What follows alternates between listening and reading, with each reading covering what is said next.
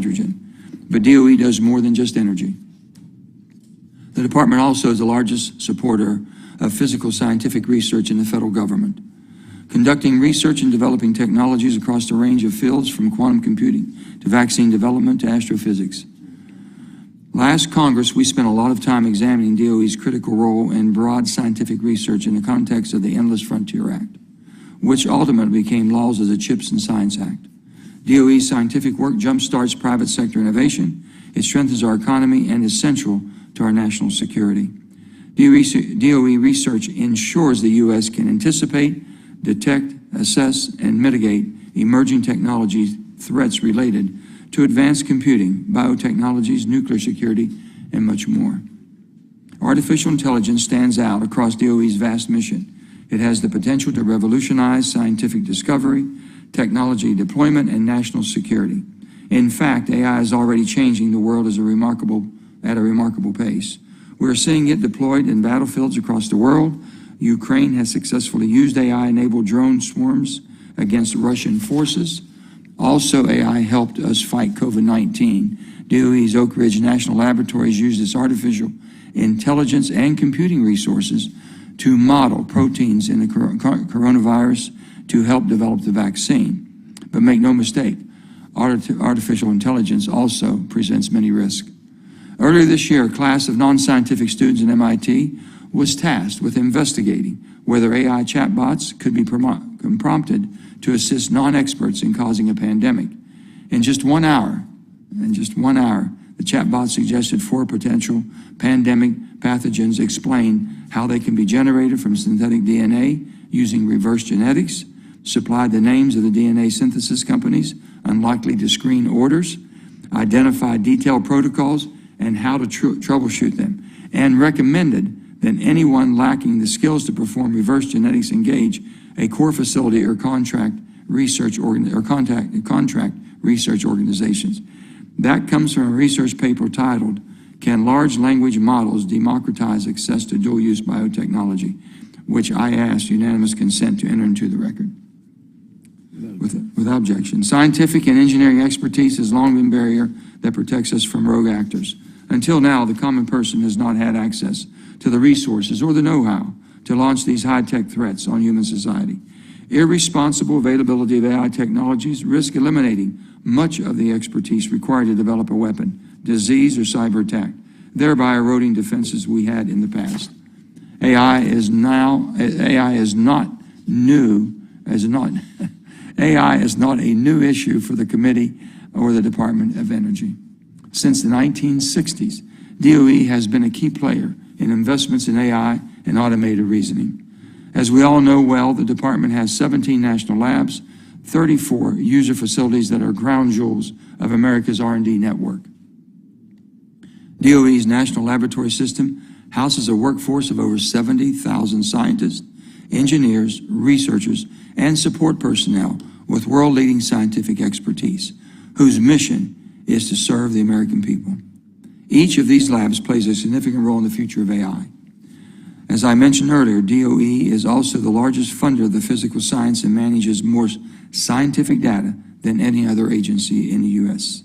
As a result, the department has computing resources, expertise, experience managing large volumes of data that give the department their natural leadership on artificial intelligence.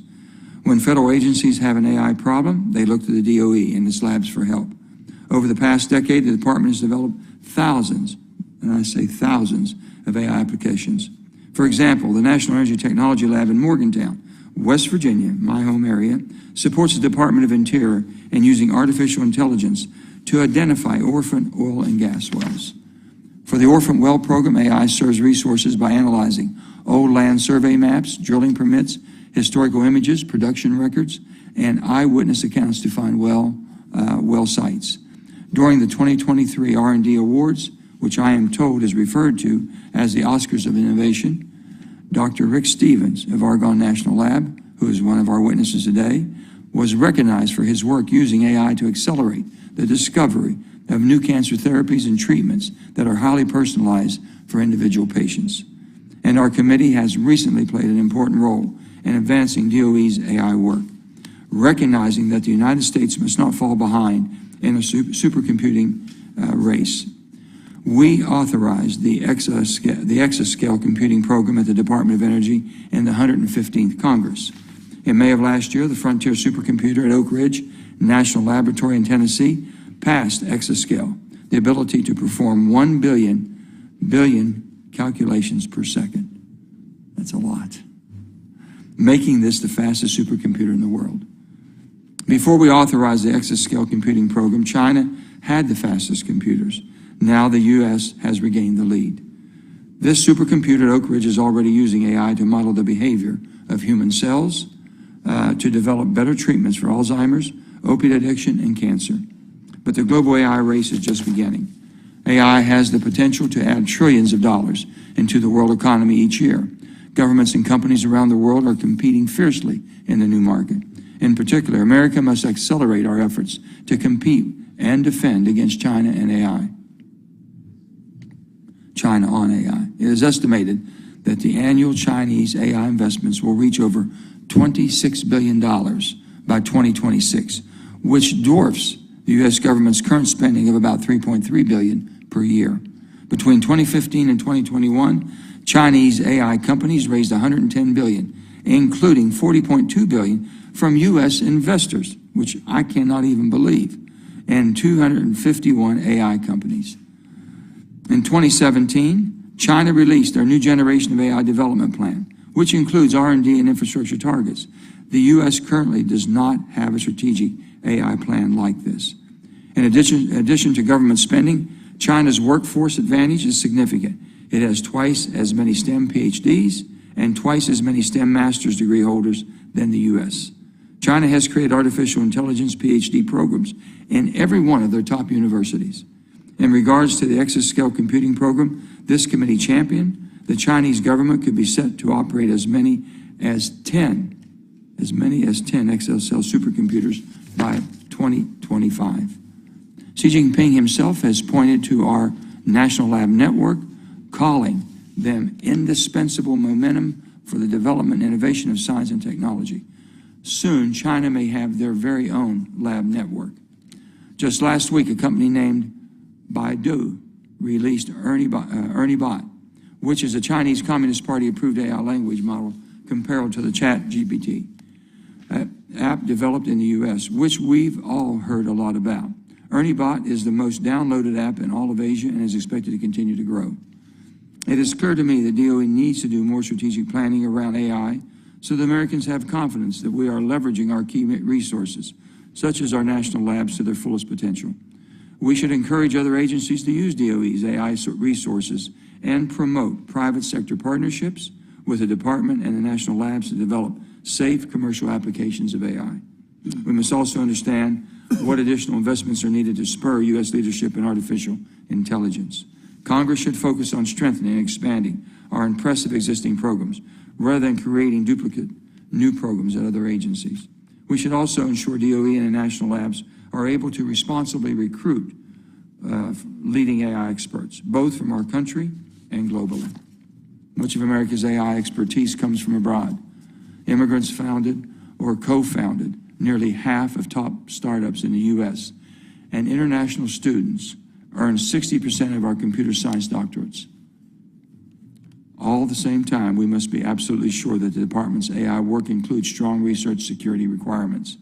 We will not outcompete China in AI if they're able to just steal the technology funded by our taxpayers' dollars.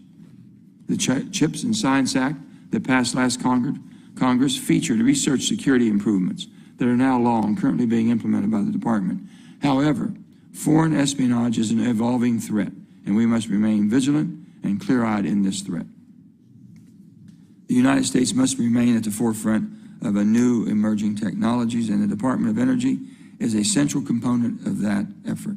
I'm looking forward to hearing our witnesses' perspectives on specific steps our committee and the department could take to ensure America's advancing AI in a competitive, responsible manner.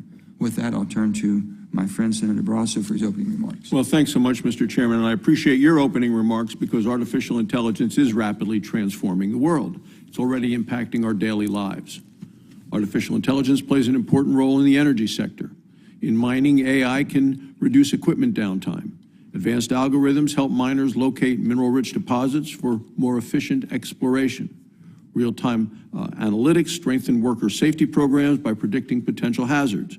Artificial intelligence helps pinpoint oil and gas reserves. Predictive models harness data to streamline operations and reduce costs. AI-enhanced sensors also reinforce pipeline safety and efficiency. So artificial intelligence has great promise to expand our economy and to strengthen our national security.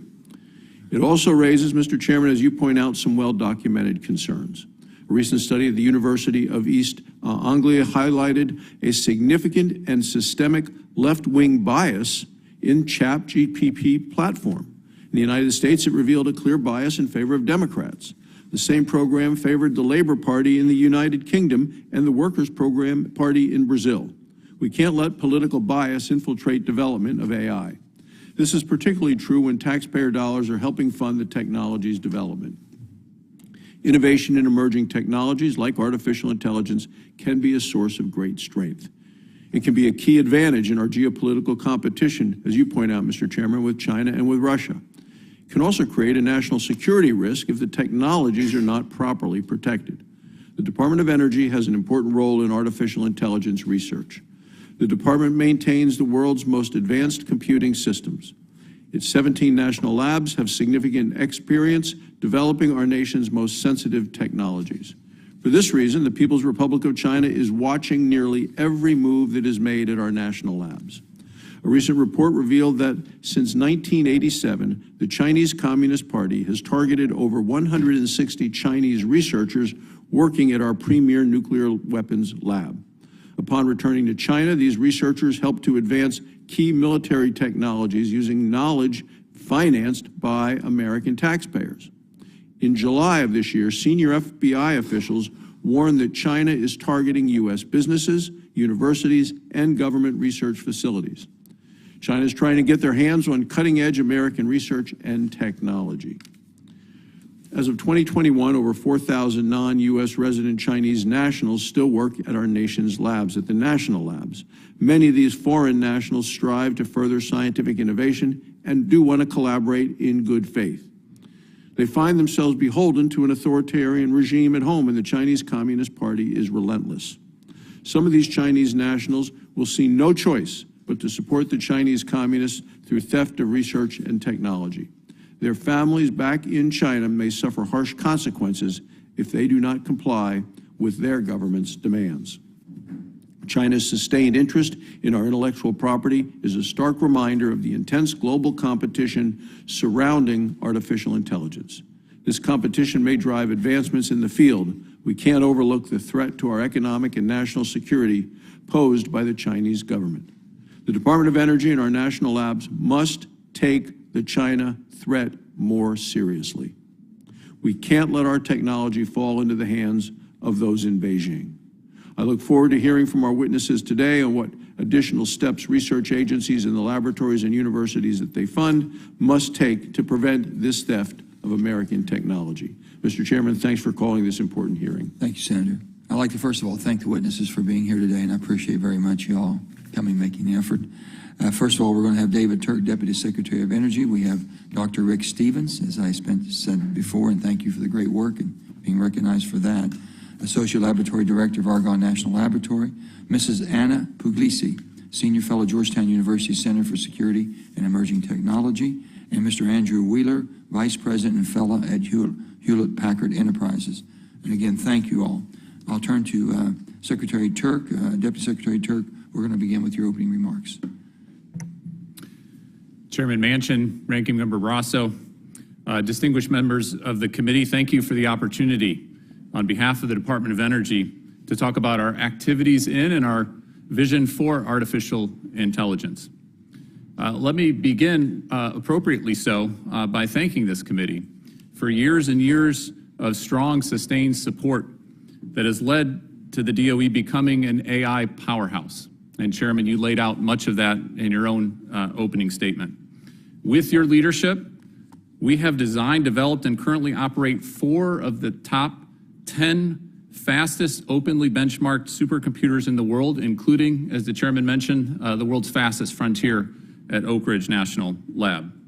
Through the Exascale Computing Project, DOE is developing the world's first capable exascale software ecosystem that is helping to drive breakthroughs, AI breakthroughs in critical areas as varied as material science, cancer research, earthquake risk assessment, energy production and storage, computational weapons application, and I could go on and on.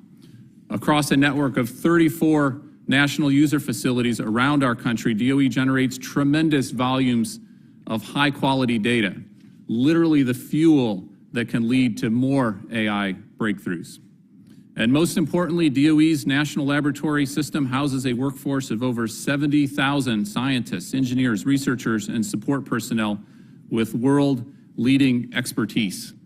It's a particular pleasure to be joined on this panel by Professor Rick Stevens, who's one of those top experts, as you mentioned, Chairman, in your opening statement. But as proud as we all should be about this robust AI foundation at DOE, now is the time to take these capabilities to the next level. Advances in AI are enabling enormous progress and breakthroughs that can help address key challenges of our time. And we need to double down on that technical capability, the computers, the software, the data, and most importantly, the researchers, to make sure that we have those breakthroughs here in the U.S. and our private sector can benefit from that as well. Governments around the world are investing in AI capabilities as never before. Chinese investments are expected to reach, as the chairman said, over $26 billion by 2026. We simply must be bolder and move faster or risk falling behind. AI also lowers the bar for bad actors to do even worse things and to do those worse things easier.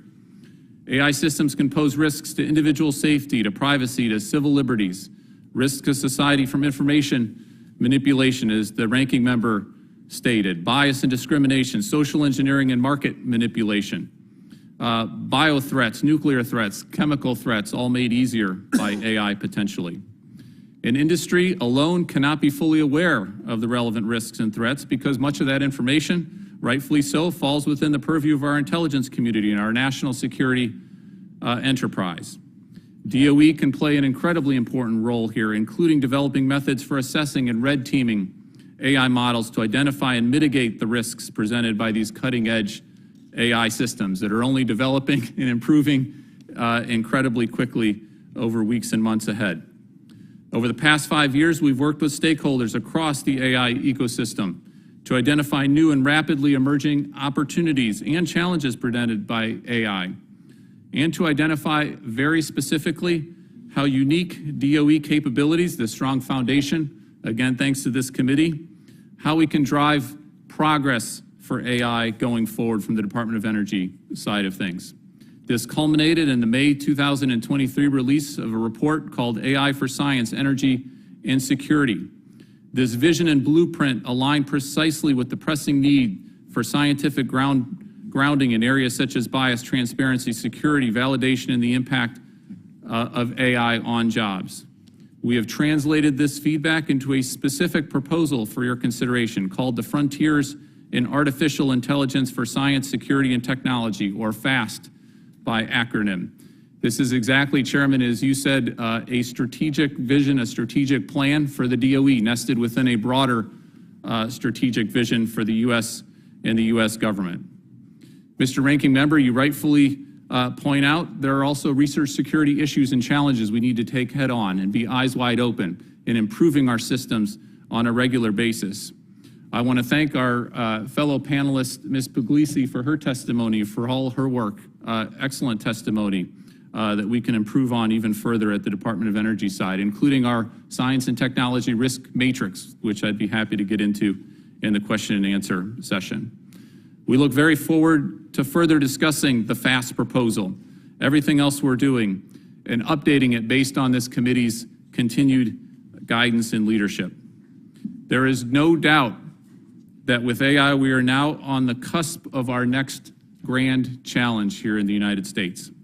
Working within and outside the government, DOE stands ready to step up to this moment, to play our role in fully engaging in this grand challenge by utilizing our unique computing capacity, comprehensive, well-curated data sets, our algorithms, relationships with industry, and again, most importantly, our skilled, leading scientific workforce. All of us at the Department of Energy, our national labs, very much look forward to working with this committee to live up to this moment. Thank you, Mr. Chairman. Thank you, Deputy Secretary Turk. And now we're going to go to Dr. Stevens.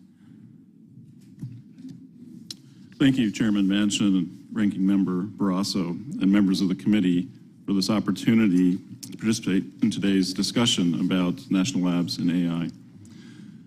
I have worked on advanced computing for over 30 years at Argonne and at the University of Chicago. And much of that time, I've been driven by this idea that we need to build intelligence into future computing. And over the last 4 years, I had the fortune to work with my colleagues at all the labs, all 17 labs, over 30 universities and dozens of companies to run a series of town hall meetings, 7 town hall meetings over 4 years that involved over 1,300 researchers. And at these meetings, we challenged the community to think broadly about how advanced AI systems, going beyond what we can do today, could be developed and applied in DOE mission spaces to accelerate scientific research, accelerate development of energy technologies, and improve national security related work. And what I'm going to tell you about right now is a little bit of those outcomes of that report. The consensus is there's an enormous opportunity here to use AI to accelerate discovery both in basic science, accelerate the application of that in energy technologies, and to improve how we actually conduct all of our work in national security. Some of these applications could range from new technologies for better batteries that, say, require less rare earth minerals, which would improve global security in and of itself, to new types of polymers that could be ideal for each application, but could be recycled indefinitely without losing performance. We don't know how to do that today, but we think AI could help us with that. We believe AI could be coupled with robotics to automate much experimental science, improving throughput by orders of magnitude. In fact, it's so compelling, that idea, that some of my colleagues have formed this concept of AI-driven science factories, or some people call it self-driving laboratories, as a way that we will actually accelerate work in drug development for cancer or new materials for semiconductors. AI can also address key challenges in software development. DOE manages over billions of lines of code, and we do not have enough developers, enough senior software developers to maintain that code and to port that code to new machines. We know AI can help us with that problem.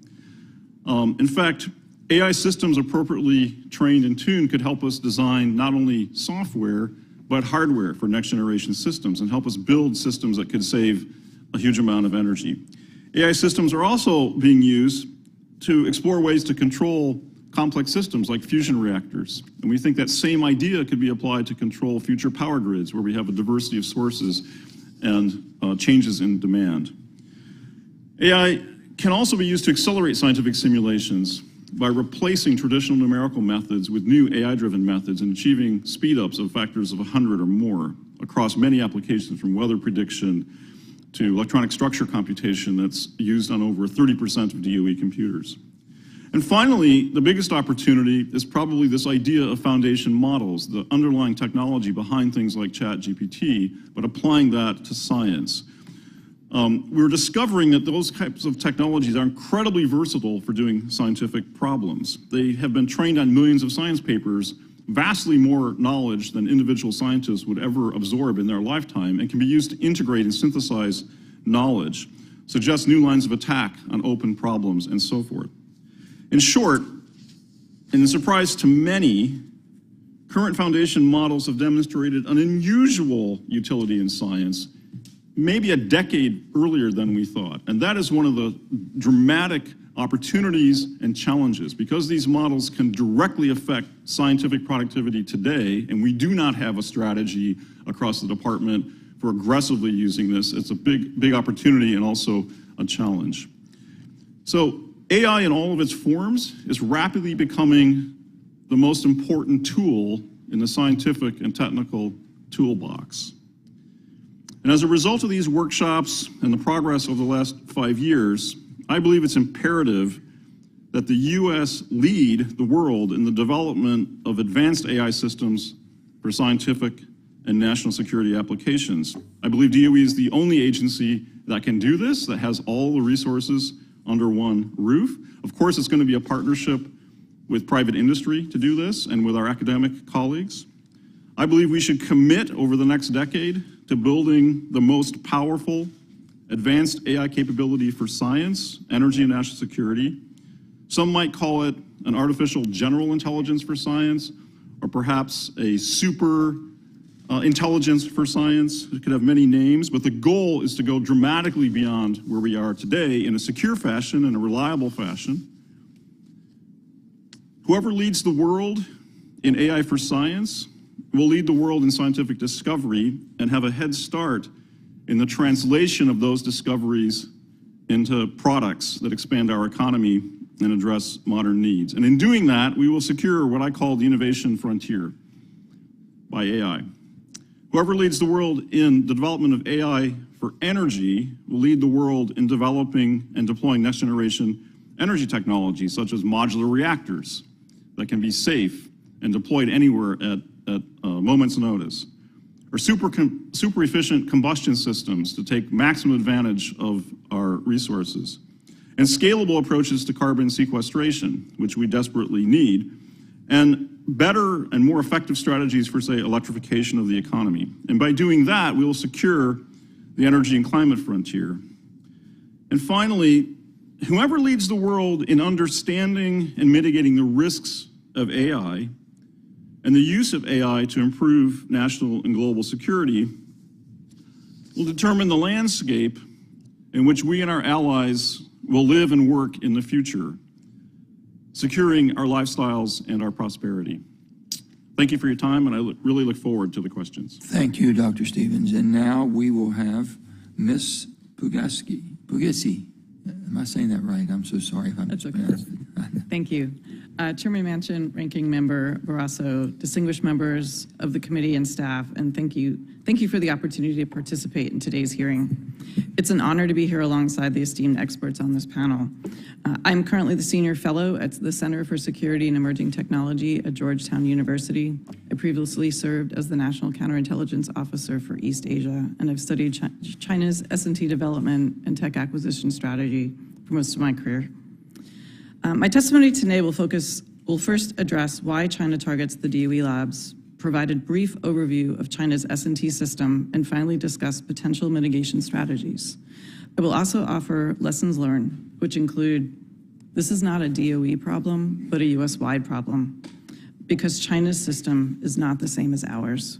China takes a holistic approach to developing technology, blurring the lines between public, private, civilian, and military. Our policies and mitigation strategies need to reflect this reality. Beijing, in many ways, understands our societal tensions, and its statecraft is directed at them, exploiting identity politics by promoting any changes in U.S. policy as ethnic profiling. It's because of this last point that I want to acknowledge how difficult and challenging these issues can be. My own grandparents were immigrants who came into this country with little formal education and worked menial jobs. My presence here today is a testament to the American dream. But it is because there's no room for xenophobia or ethnic profiling in the US. It goes against everything we stand for as a nation. And precisely because of these values, we must move forward to find principled ways to mitigate the policies of a nation state that is ever more authoritarian and seeks to undermine the global norms of science. And the importance of science is why China targets the DOE labs. Emerging technologies, as we've heard, such as AI, biotechnology, new materials, and green tech, are increasingly at the center of global competition. The DOE labs, because of their mission, is in the crosshairs. While many are familiar with DOE's mission in regards to stewarding our nuclear deterrent, it also plays an essential role in emerging technologies and research, and is essentially a window into the priorities of the US government. And I have to say, DOE is really an underappreciated resource. While China is not the only country that targets U.S. technology and the DOE complex, China's efforts are complex and multifaceted and part of a state-sponsored strategy to save time, money, and advance its strategic goals, specifically in these emerging technology areas. My written testimony goes into more details on the policies, programs, and infrastructure that support these development efforts. China's legal system also complicates collaborations with the DOE complex because its laws compel its citizens to share information and data with Chinese entities if asked, regardless of the restrictions placed on that data, and more importantly, who owns it. I have also provided these in my written testimony. Moving forward, we need to consider the following. We need to have policies for the China we have, not the China we want. Most policy measures to date have been tactical and not designed to counter an entire system that is structurally different than our own. It's essential that the United States and other liberal democracies invest in the future. We've heard about the great promise of these technologies, but we must build research security into those funding programs from the start. Existing policies and laws are insufficient to address the level of influence that the CCP exerts in our society, especially in academia and research. Increased reporting requirements for foreign money in our academic and research institutes, and clear reporting requirements and rules on participation in foreign talent programs are a good start. We also have to ensure true reciprocity in our collaborations. For too long, we've looked the other way when China has not followed through on the details of the S&T agreements. There's been no repercussions for that, for not sharing data, providing access to its facilities, and obfuscating the true affiliations of its scientists. However, I want to caution extreme policy reactions, such as closing our eyes and doing nothing or closing our doors, only really benefit China. The latter by discrediting en masse all efforts to address the problem and by depriving ourselves of the great contributions of foreign-born scientists. In conclusion, what will also make this difficult is that the reality that China is presenting is inconvenient in the short term. This includes companies looking for short-term profits, academics that benefit personally from funding for their laboratories, and former government officials who cash in as lobbyists for China's state-owned or state-supported companies. I want to thank the committee again for continuing to discuss this issue. These are hard conversations that we as a nation must have if we want to protect and promote U.S. competitiveness, future developments, and our values. So thank you very much. Thank you. And now we have Mr. Wheeler. Chairman Manchin, Ranking Member Barrasso, and distinguished members of the committee, thank you for the opportunity to testify today, and thank you for this committee's support for the Exascale Computing Initiative. My name is Andrew Wheeler, and I lead advanced development in high-performance computing and artificial intelligence, and serve as the director of Hewlett Packard Labs, the central applied research group for Hewlett Packard Enterprise. While we trace our roots back to the original Hewlett Packard company, as many of you know, Hewlett Packard Enterprise was formed as a new publicly traded company in November of 2015. At HPE, we fundamentally believe that AI will have as significant an impact on our lives as any technology to date. Training the largest AI models is a supercomputing problem, and at HPE, we will build the world's best supercomputers. With our partners at the Department of Energy, we co-design and co-build supercomputers that target complex scientific, engineering, and data-intensive workloads. These include systems at Sandia and Los Alamos National Laboratories in New Mexico, the National Renewable Energy Laboratory in Colorado, and the National Energy Technology Laboratory in Morgantown, West Virginia. Our national investments in supercomputing have far-reaching benefits across the federal government. For example, our innovations in computing power and density that we provide to the DOE are also being used across the Department of Defense, in the intelligence community, and at the National Oceanic Atmospheric Administration to forecast weather, and at the National Science Foundation Centers. In fact, during the early stages of the COVID-19 outbreak, the national labs, including Argonne and Lawrence Livermore, used their supercomputers to accelerate a path to treatment to combat the disease. Using detailed digital simulations to analyze a vast set of drug candidates, researchers at Lawrence Livermore narrowed down the number of potential antibody candidates from an initial set of 100 duodecillion, that's a 1 with 40 zeros after it, to just 20. The lab's researchers accomplished this in weeks, compared to the years it would take using other approaches. In 2016, HPE was proud to be chosen as a key partner in the DOE's Exascale Computing Initiative, which was designed to accelerate the research, development, acquisition, and deployment of new technologies to deliver exascale computing and to usher in a new era of supercomputing speed and capabilities. Then in May of 2022, HPE, as part of a public-private partnership with Oak Ridge, achieved exascale computing with a computer that is more powerful than the world's next 4 fastest systems combined. To put exascale into context, the human brain can perform about 1 simple mathematical operation per second. An exascale computer can do at least 1 quintillion, which is 1 billion times a billion, calculations in the same amount of time. The success of the Exascale Computing Initiative restored the U.S. position as having the world's most powerful computer and also marked the creation of the world's largest AI system, which will soon be joined by systems installed at Argonne and Lawrence Livermore. The Exascale Computing Initiative was a model of success. Congress made the right investments, our national labs challenged America's technology industry, and at HPE, we rose to the challenge. In conclusion, while the United States has regained its rightful role as the world leader in supercomputing, now is not the time to rest on our laurels. The DOE national labs are producing results that researchers could only have dreamed of just a few years ago. Continued investment in this successful partnership is in our national economic and security interest, and HPE looks forward to working with the U.S. government to continue our global leadership. Thank you. Thank you. Now I'll begin with our questioning. My first question will go to Secretary Turk and Dr. Stevens and Mr. Wheeler.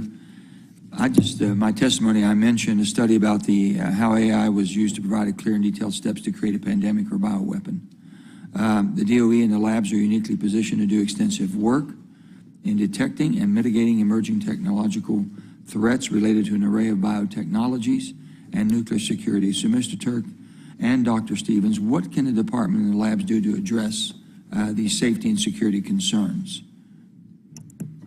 Well, thanks for the question. You're right to raise this as an issue, and the MIT study that you referenced and put into the record is one of those that's a real eye-opener. It should be, especially for those who don't deal with these issues on a daily basis. So we've got a real challenge here.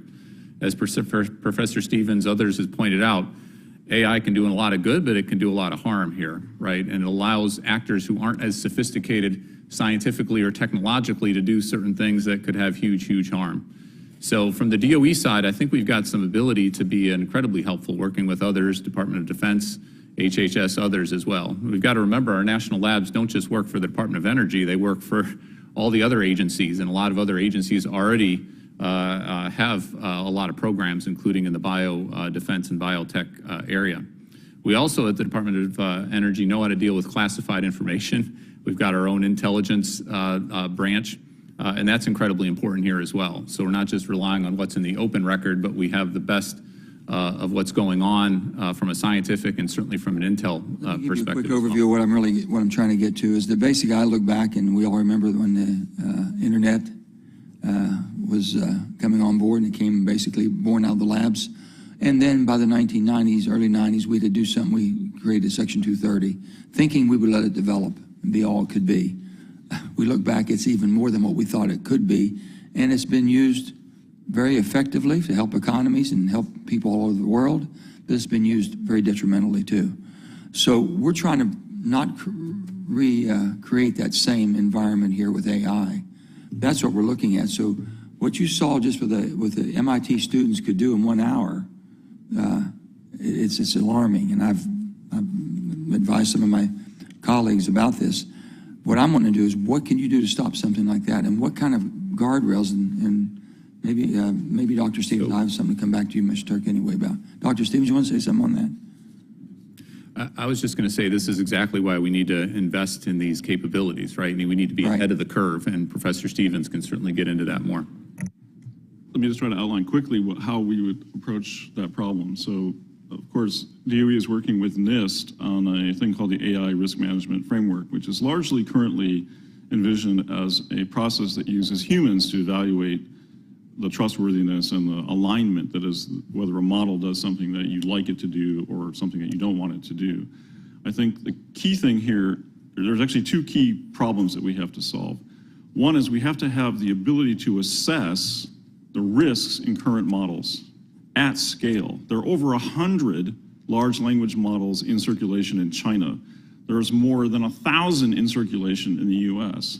A manual process for evaluating that is not going to scale. So we're going to have to build capabilities using the kind of supercomputers we have and even additional AI systems to assess other AI systems. So we can say this model is safe. It doesn't know how to build a pandemic, or it won't help students do something risky.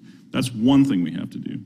The second thing we have to do is we have to understand the fundamental issue of alignment, what's called alignment. That is, building these models that align with human values and are reliable in aligning with human values. And that's a fundamental research task. It's not something that we can just snap our fingers and say we know how to do it. We don't know how to do it. Companies don't know how to do it. Labs don't know how to do it. Universities don't know how to do it. That's one of the goals that we'd have to have in a research program like this. So we need scale, the ability to assess and evaluate risk in current models and future models, and we need fundamental R&D on alignment and AI safety. This is rapidly, I mean, it's growing so quickly and expanding toward AI.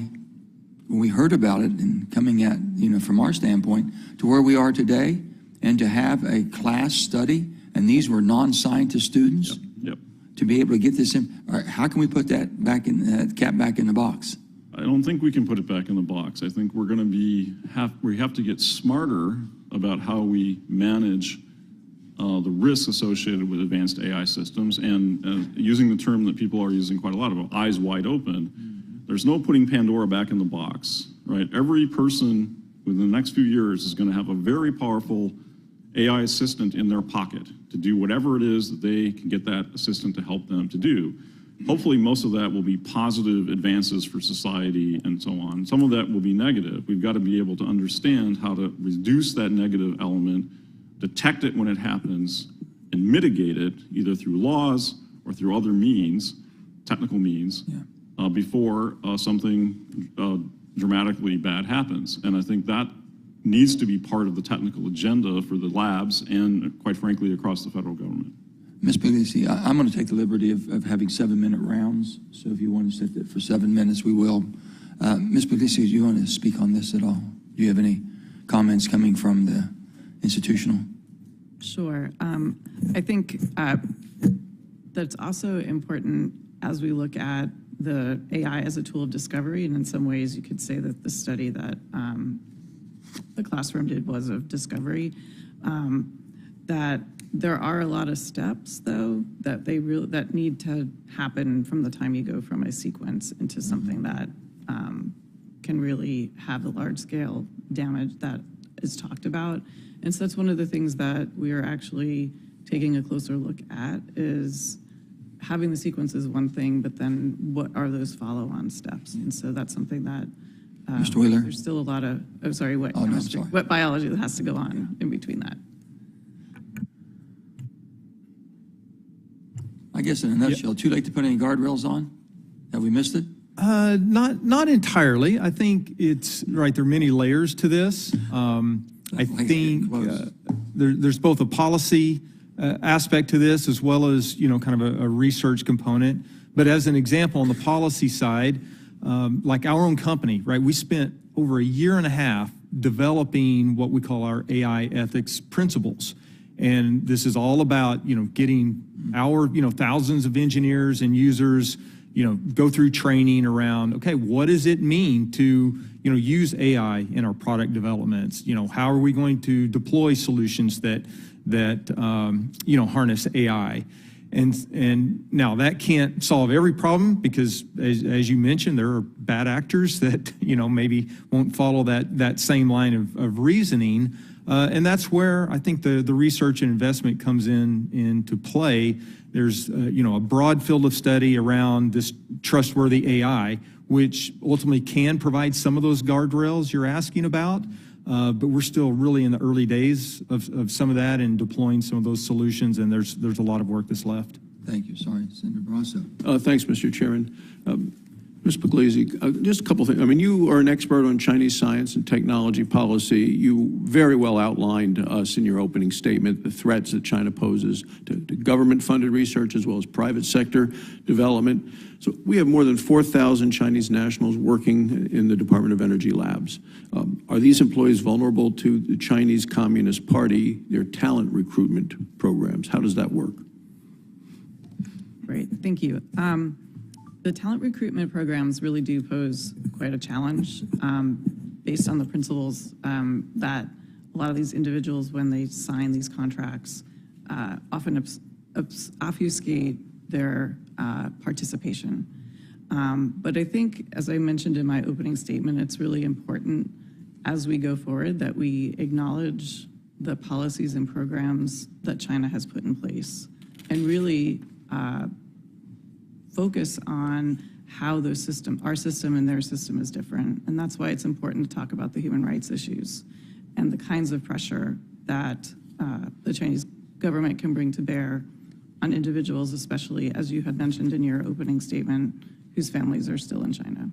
Now, I think it's a really delicate balance.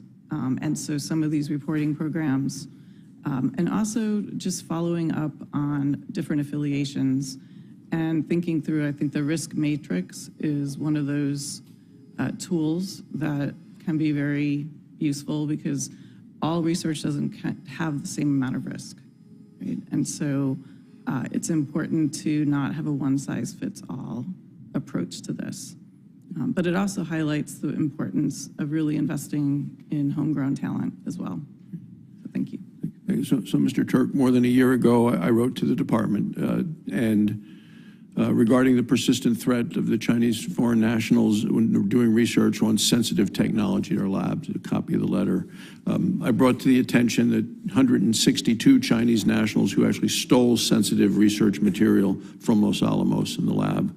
Your department answered the letter, but really didn't answer my question. So let me ask the question to you.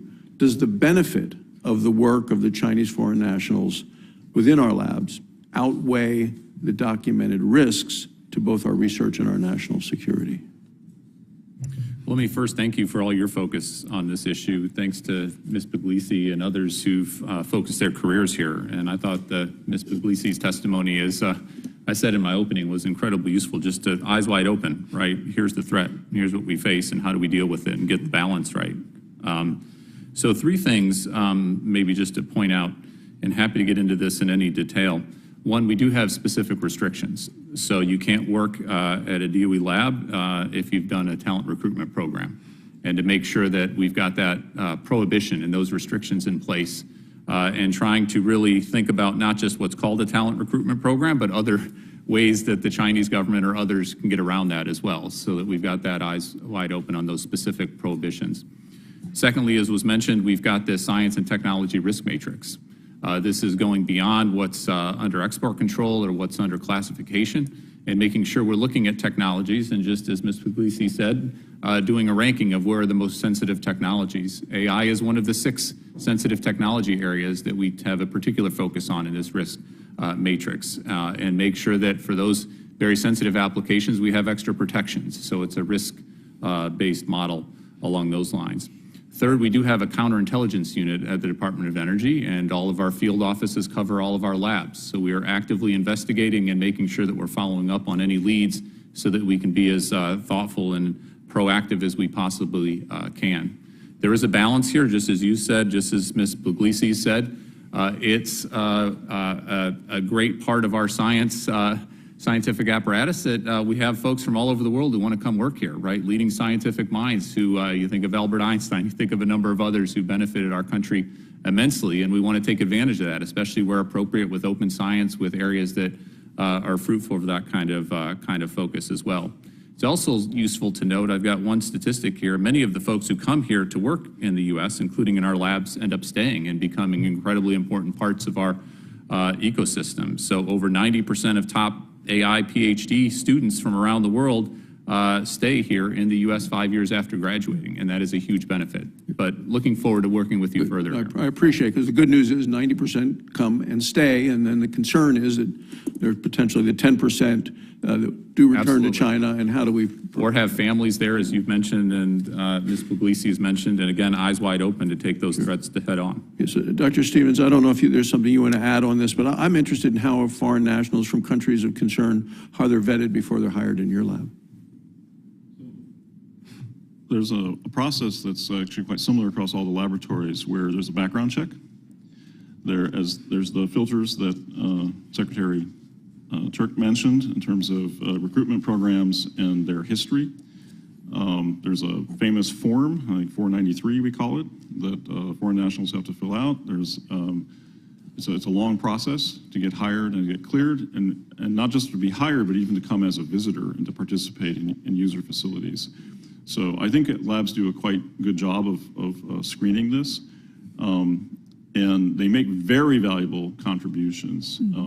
One statistic that I think was maybe mentioned, that over 60% of the computer science graduate students in the U.S. are foreign-born, and the workforce component that we need to build advanced AI systems will not function if we prohibit those students from participating in this ecosystem. So we're going to need to really accelerate our workforce development, and foreign-born participants are an important component of that.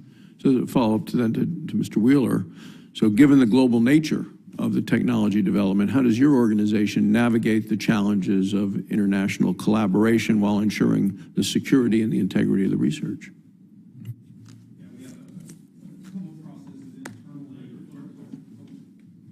There we go, sorry. Much like the national labs, we have a very, a process for how we onboard talent as well. We also have, ongoing training, and that's mandatory. It's around global trade, and so it's very specific. Everyone gets trained around, what are the regulations around how do you interact if, whether it's a collaboration opportunity with anyone abroad, honestly. And so we have very strict control that manages what kind of technology can be transferred, who we work with. So very tight guidelines there. And then above and beyond that, for the projects we're involved in, specifically, this is obviously closer to Department of Defense. But, if it's a project that requires, only cleared personnel, we have that ability. We have the ability to do, secure manufacturing. So we've got a lot of steps in terms of security and who we work with, and then how the work ultimately gets done. Thank you, Mr. Chairman. Senator Rono. Thank you, Mr. Chairman. So we've heard from all of you that the Chinese government has a systematic campaign of stealing American intelligence, intellectual property, to advance their economy, and that our DOE labs are targeted for this kind of effort. But I want to point out, as some of you have pointed out, the sensitivities involved and the balance that is required. So it is important to deter Chinese government wrongdoing and prosecute espionage and theft, but our concern is about the Chinese government's actions, not Chinese people. And we must avoid misguided prosecutions, such as what was undertaken by the Justice Department and the previous administration with their China initiative. Going after researchers on shoddy evidence will hurt, not help American innovation by sending the best minds elsewhere. So listening to some of the responses that you've provided already on this subject, for Secretary Mr. Turk, you say that we are going forward with eyes wide open, and we have some proactive steps that the DOE has taken. So do you consider these steps to be adequate to protect us from the kind of intellectual property espionage engaged by entities such as China and perhaps Russia, Iran? Well, you're right to say it's not just China. There's others as well, of course, Russia, Iran, North Korea, et cetera. And I think the short answer and the honest answer is we always need to do more, right? The threat is evolving, and we need to evolve our responses accordingly, which is why I mentioned this risk matrix. We are annually updating that risk matrix now, so that we make sure that we are updating in terms of what technologies we consider sensitive, what protocols we have in place. We have a standing group now made up of folks from throughout the labs and DOE headquarters to take a look and continually provide ideas to the Secretary, myself, so that we can continually improve. So we just need to improve on a regular basis, on a continual basis, and as you say rightly, get that balance right. Because with the China initiative, I would say that we did not get the balance right. And in fact, the message to the Chinese community and the AAPI community was that here's our government targeting these people. And it created an environment where AA and HPI people were targeted for various kinds of abuse, to say the least. For Mr. Stevens, in the wake of the devastating fire on Maui, residents have been subject to disinformation on social media, likely coordinated by foreign governments, governmental entities, and generated with AI to discourage residents from reaching out to FEMA for disaster assistance and to sow distrust in the federal government. Are you aware that this happened in the wake of the Maui disaster? Absolutely. Yes, so, you know, at this point, with more of these kinds of natural disasters occurring with much more devastating results, we can expect that there will be probably these kinds of misinformation to sow distrust in our own government. So how can we use AR or other tools to rapidly detect and counter such efforts to spread disinformation, especially in emergencies or following disasters?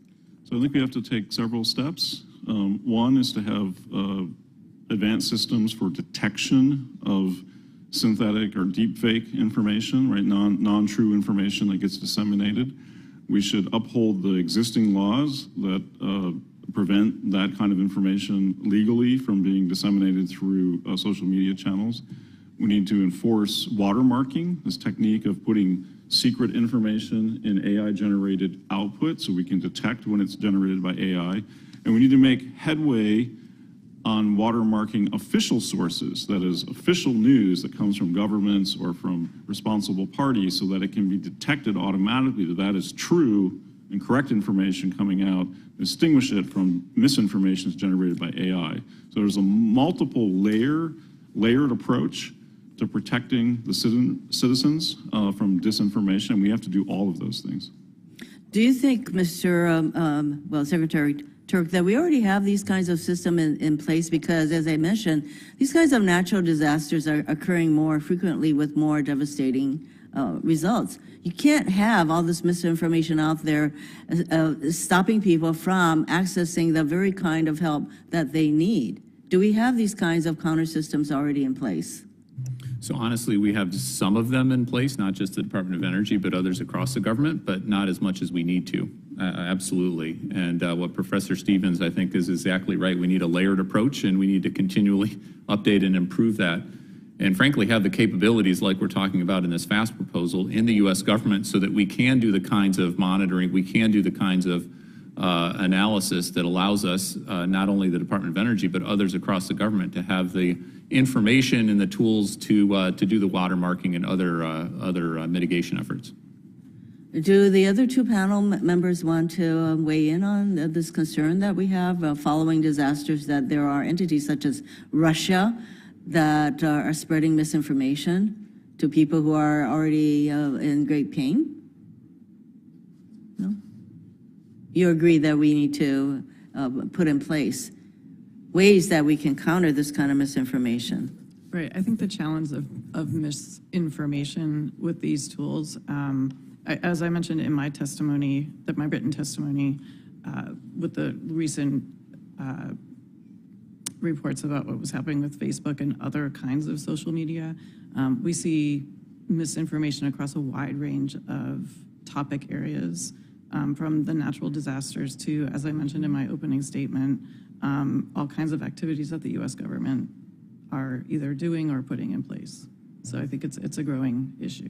Yes, I want to note that in the case of Maui, the family of federal agencies were there, over 25 or so agencies with over 1,000 personnel, and yet there was all this disinformation out there saying that the response was lacking. And so this kind of sowing of mistrust by, I'd say Russia was a big actor in this instance.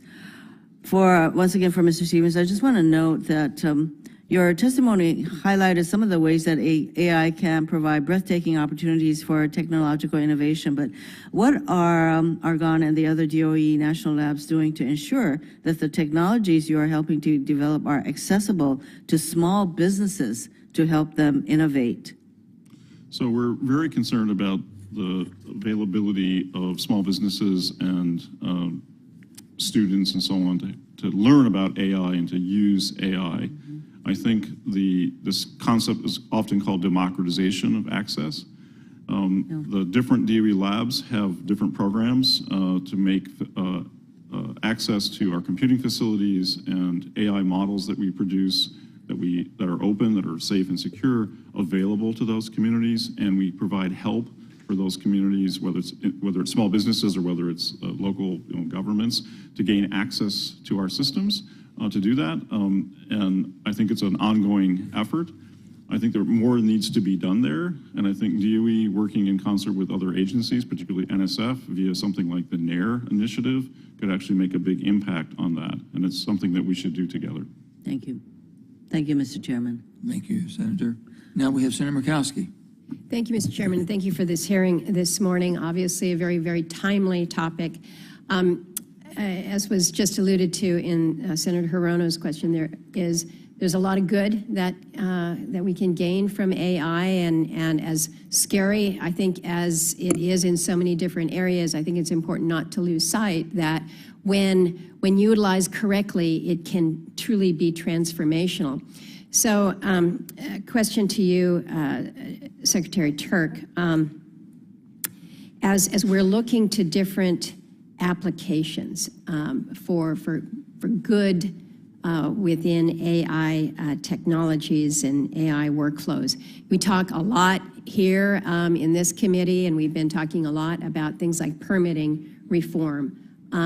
Something that has proven to be tediously long and involving multi-layers of government processes.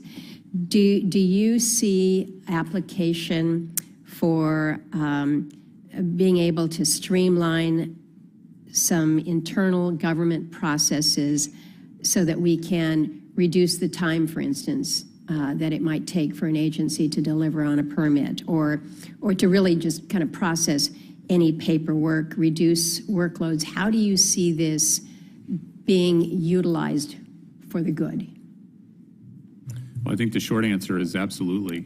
We're sitting on a treasure trove of data from previous applicants for different permits out there. If we can harness that data with algorithms, with AI, we can shrink the timelines with permitting. We can take advantage of that data in a way that allows us to do what we need to do, is build out our electricity infrastructure, our transmission, other kinds of infrastructure that we need in our country. So there's no doubt in my mind there's an awful lot of good that can happen in the energy space, including accelerating on the permitting side. We've got a lot of renewables coming into the grid. We've got to balance all of that. AI can be incredibly helpful with the power and the data that it has available. So you've had an opportunity, a couple opportunities to come to Alaska. You have been read in very well as to many of the unique aspects, and unfortunately, one of the unique aspects that we have is sometimes we have a lack of data. We just haven't done the mapping. We haven't done the review, the analysis, and so we know that with AI, your output is just as good as your input. And if you have these holes in that, it can be a concern in itself. So how can we utilize the benefits of AI in government processes for good, while ensuring that perhaps some states, some areas like Alaska, where data is just not complete, that they're not actually disadvantaged. Have you given thought to that? Yeah, absolutely. And let me say what it's a pleasure it's been to work with you and your staff. And I have had a chance to not only come up to Alaska and go to Anchorage, but also to get out there to Nome and Kotzebue and other areas and really hear from folks in terms of what we can do from the Department of Energy to try to be helpful in that space. But I think you raise an incredibly important point. AI is only as good as the data that you feed into it, and if you don't have the data, it can't be the powerful tool for good that you just highlighted on that front.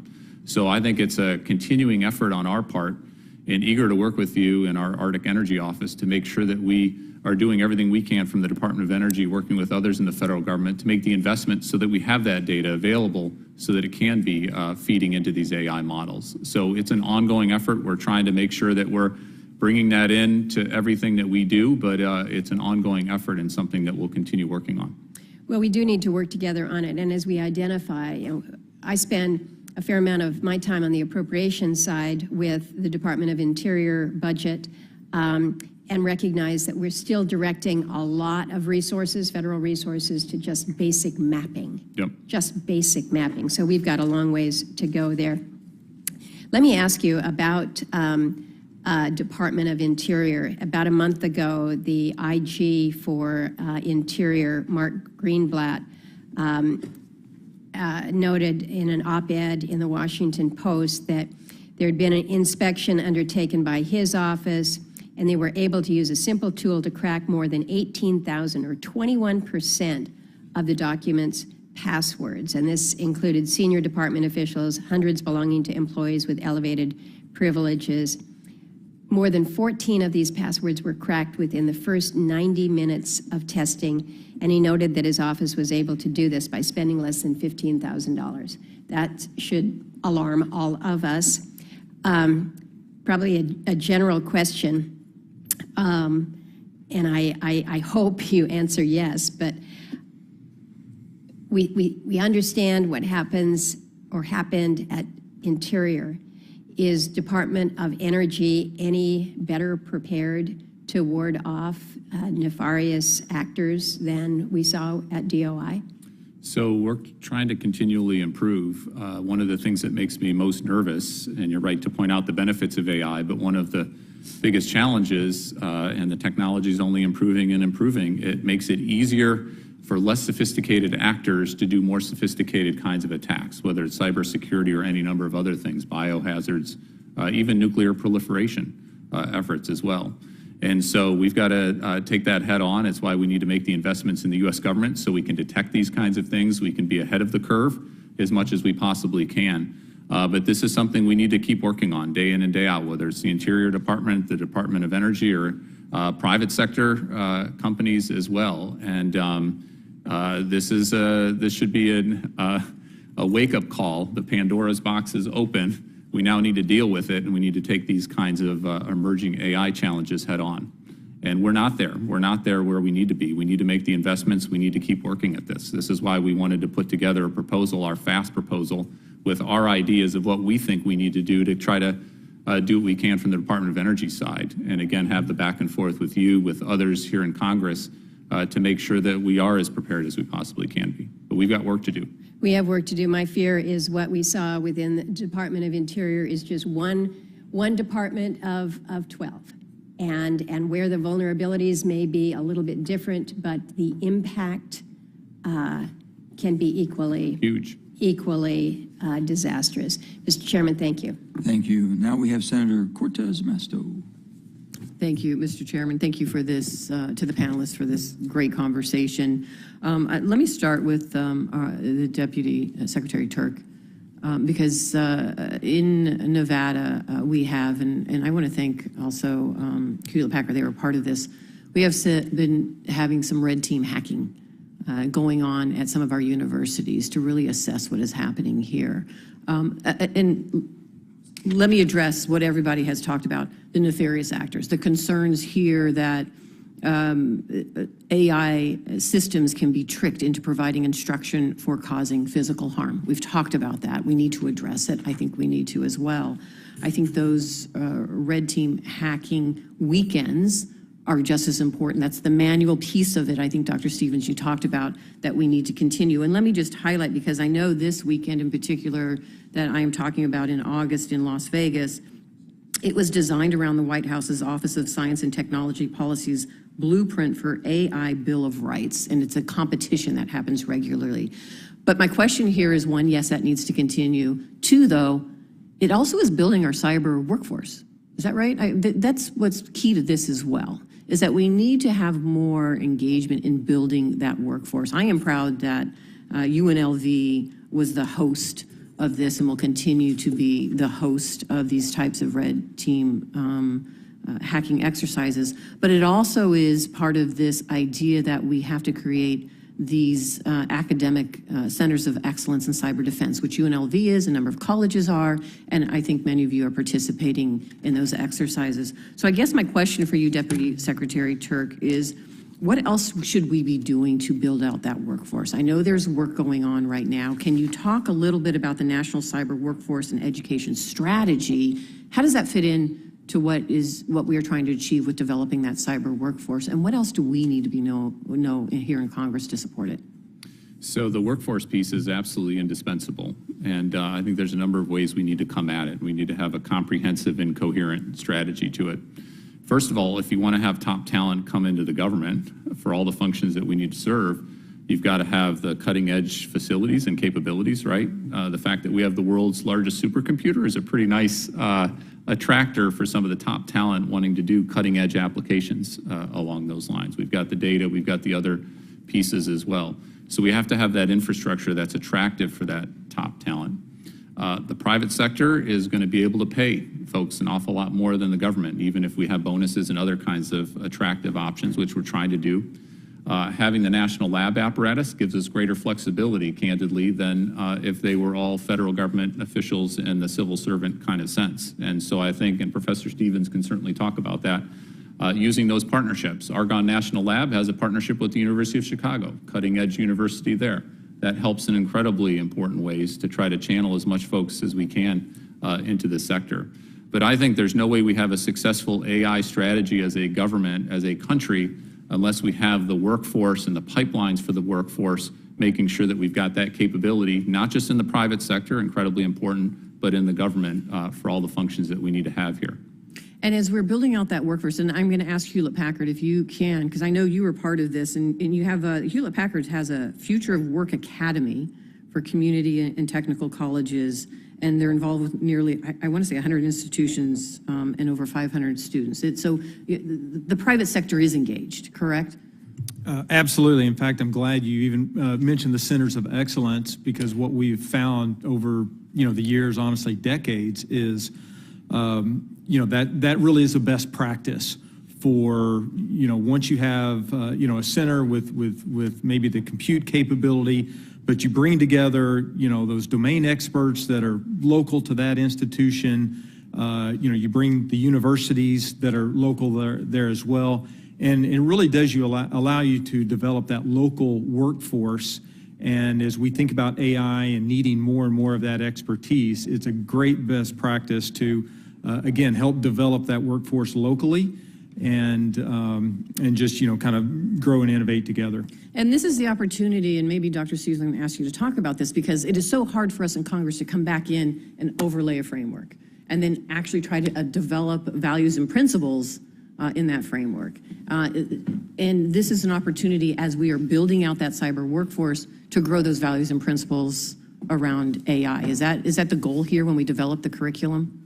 Yeah, absolutely. I mean, as AI becomes more powerful, as already been mentioned, it does two things.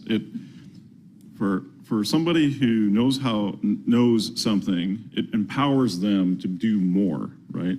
So whether that's somebody who's defending our systems from a cybersecurity standpoint, it allows them to be more powerful, to affect more systems, to be smarter about how they can do defense. But it also empowers the other side to be more aggressive in how they might attack systems. And we need to of course, win those battles, and we have to create a community and a new way of thinking, an AI-enabled cyber strategy. And I think that's what we have to start teaching. And of course, it's very attractive to the students. When you talk about cybersecurity, they're already interested, but then you bring AI into it, they're super interested. So I think we have a big opportunity to bring more people into the workforce on this by attaching it to the AI agenda. Thank you. Ms. Puglisi? And that's really an essential part, the workforce, in the future competition. And I might add that it's also, we've spent a lot of focus on looking at that PhD level or higher education level. It's really, what does it take to have that technically proficient that doesn't necessarily need a degree or need an advanced degree? And I'd venture to say that it's really important to start and begin that at the K through 12 level and really lay that groundwork because that is really what it's going to take to compete. And that appears to me what is happening with what I see with the different competition, the different, whether it's the federal government, state, or private sector, that's the focus, Yes, correct? yes. And actually, CSET has done a lot of work around those topics and the importance of competitions, as well as looking at the demographics of that workforce. So we can Thank you. make sure that you have that. Thanks. Thank you. Thank you, Mr. Chairman. Thank you. If we could, I'll tell you, we have two votes at 11:45. We got to keep our questions. I know we went to 7. We'll go back to 5 minutes if we can. If you need a little bit longer, fine. If you can stay closer to 5, it'd be great. Senator Hawley? Thank you, Mr. Chairman. Mr. Turk, since I have you before me, last time we talked about the radioactive contamination that the federal government had delivered to the St. Louis and St. Charles regions of my state, and in particular, we talked about Jana Elementary School in the greater St. Louis region, which was then and is now currently closed because of nuclear contamination that private tests found were in the school. Now, when we visited last, this was in February, you told me that you were having conversations about it. I'm just looking at the transcript here. You said, I asked you about the letter from the Hazelwood School District to the Department of Energy requesting additional testing. You said, I've seen their letter, we've talked about it. You said, we're having conversations, including with the Army Corps. You said, again, we're having conversations with the Army Corps. When I asked you what you're going to do, you said, I'll talk to the team. So that's been multiple months ago. Why don't you give me an update? What is the Department of Energy doing? Yeah, happy to do so. And we have a response letter to your most recent letter. I've read that it. should be coming today or tomorrow that I was just I think you sent reviewing. one yesterday. Well, good, maybe there's more. There's another one as well. There's 2. Good. And there's a second one that should be coming today or tomorrow that I spent some time with the team reviewing and making sure we were trying to be as responsive as we possibly could on that front. The Secretary and myself, the head of our legacy management team, Carmelo, is working with the Army Corps and others on this front. And on the testing side in particular, I've pushed the team several times. I said, what can we do? Is there something we can do from the Department of Energy side? And what we can do is work with the Army Corps. And we're happy to be very active with the Army Corps and make sure that they're doing under their authority. FUSRAP gave the authority for these cleanup sites to the Army Corps. We're playing more of a supporting role, but we're happy to not only play that supporting role, but to try to push and work with our interagency partners to be responsive, certainly to listen to the concerns that you've expressed, the concerns of the community. It's a horrific situation. I'm a parent, I've got 3 kids. If this was happening to my school, I would be certainly nervous. If I was a school a few miles away, I'd be nervous as well.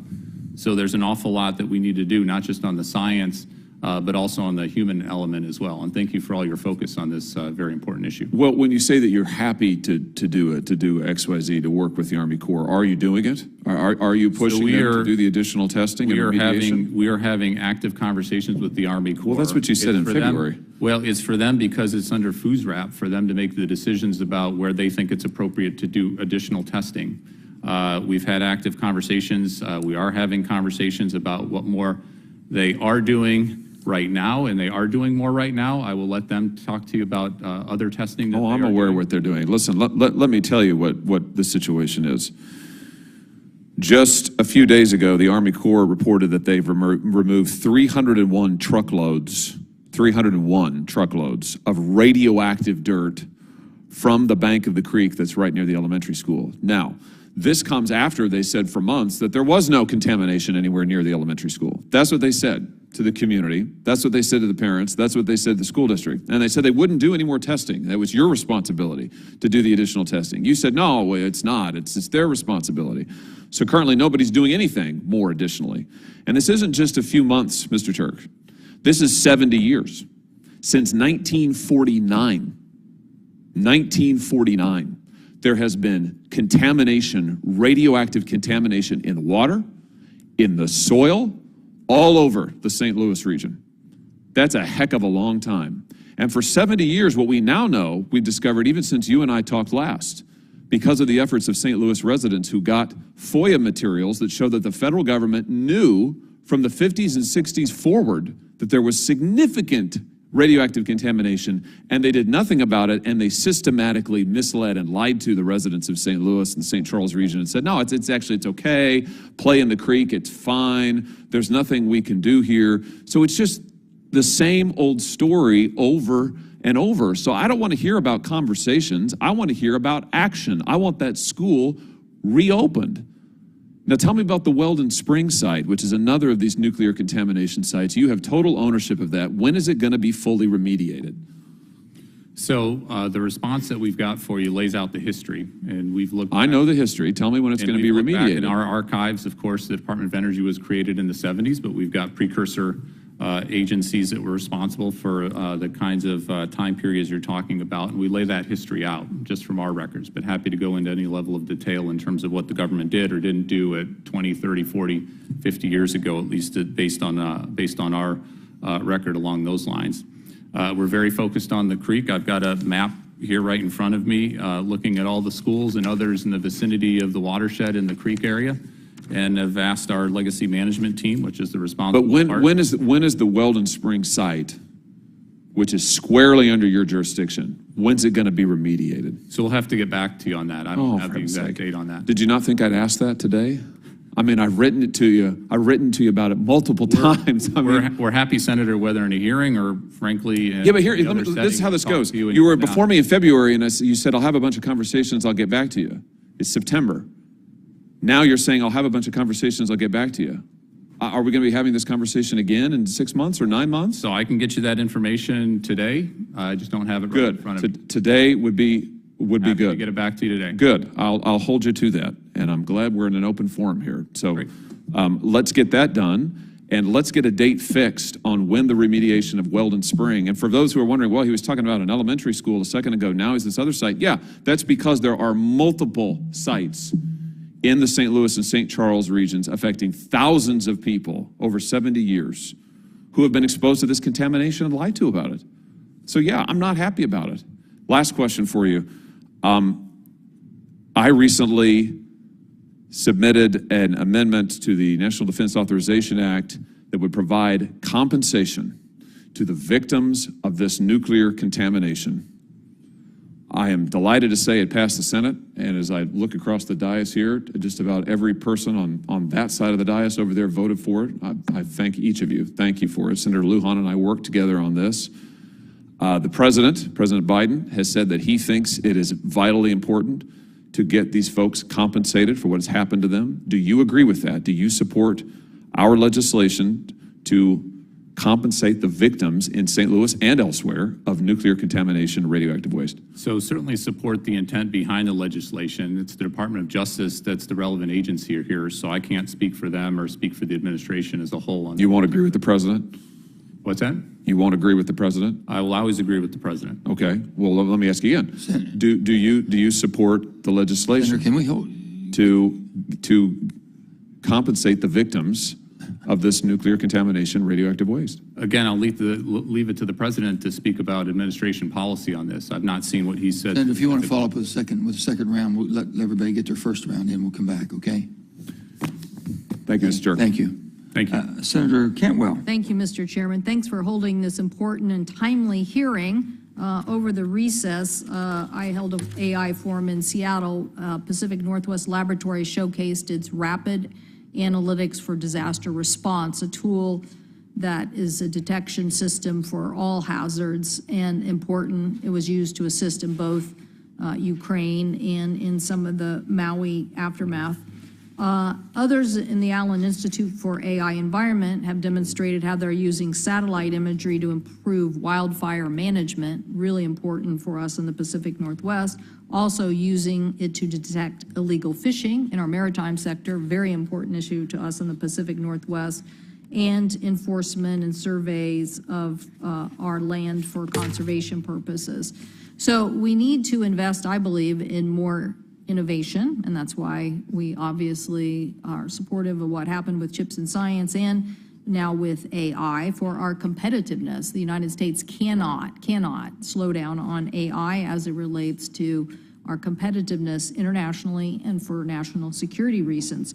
So our national labs have assisted us in supercomputers, reliable and robust data sets. The U.S. Department of Energy and our national labs are essential to our leadership in artificial intelligence. So I wanted to ask our panelists, you spoke about the need for U.S. leadership in this issue,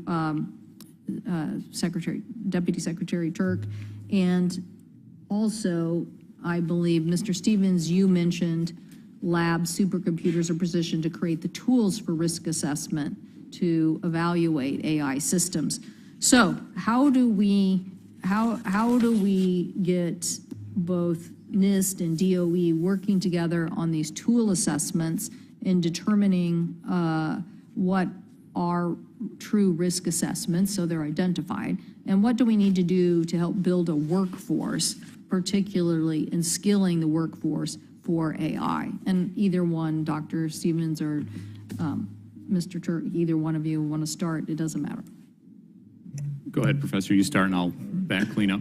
So we're having good conversations with NIST about partnering in how to take the assets of DOE and connect them to the analytical and conceptual framework that NIST has been working on for AI risk management. So I think that is an ongoing conversation. They're participating in working groups that we've established, consortia across the laboratories that are working on how we will do risk assessment for large AI models. So I believe that part is already moving, and I feel quite positive about where that's going. In terms of the workforce, I think the young people are hungry to work on AI. You don't have to encourage them. All you have to do is say, here's an opportunity, and they're there. I mean, our courses, any course at any major university that's on AI is going to be oversubscribed. So I think what we have to do is we have to provide enough resources that any student in the U.S. who wants to make a meaningful contribution to AI in the national interest has an opportunity to be funded to go to school, to go to graduate school, to do internships, and to participate. And that's going to require multiple agencies cooperating on that. DOE, of course, supports students and supports student internships, but in a very limited number. NSF, of course, can do it in a much larger number, but other agencies as well. We need a coordinated national strategy to build an AI workforce, and we need some leadership to organize that. Yeah, just two things to add. One, boy, what a gem we've got when it comes to AI and everything else in the Pacific Northwest National Lab, whether it's some AI on a drought study or with vaccine development. Like, there's example after example coming out of that lab, of course, working with Argonne and others of our national labs as well. I think the interagency partnership here is going to be absolutely key. Professor Stevens outlined what we're doing with NIST, and we need to do even more with NIST on the risk framework along those lines, but it's NOAA, it's agency after agency that we've got good partnerships with, and I think because we have the exascale computing power, because we have data, because we have these other facilities that you, not only with your role in this committee, but your role as chair of the Commerce Committee as well, have been working for so many years to make sure we've got these capabilities that can help work with partners throughout the interagency, and we just need to leverage that. We need to take full advantage of that. And do you agree with Dr. Stevens about the workforce issue? Completely agree, and rightfully for you to focus on this, Senator Hirono asking questions about this, we all need to focus on the workforce. And I know I've talked to a number of folks, they want to work on AI, and they also want to work, the private sector is great, and we need talent in the private sector, but they also want to work in the government and take on some of these public challenges as well. We just need to make it attractive to them in all sorts of ways so that we can compete. Thank you, Mr. Chairman. Thank you. Senator Hogan.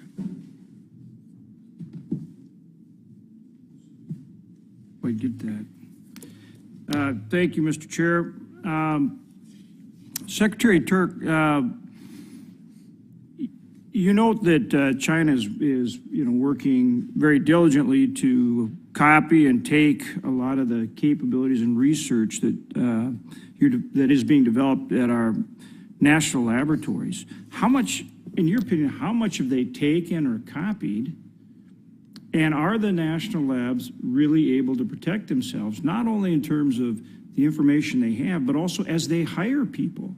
Don't they have to be very careful whom they hire and how they hire and so forth, so that they know that that information isn't going from employees to China or other actors that have adverse interest to our country? Well, thanks for the question. And the answer is we need to be very aware, and we need to have a layered strategy to deal with these security challenges.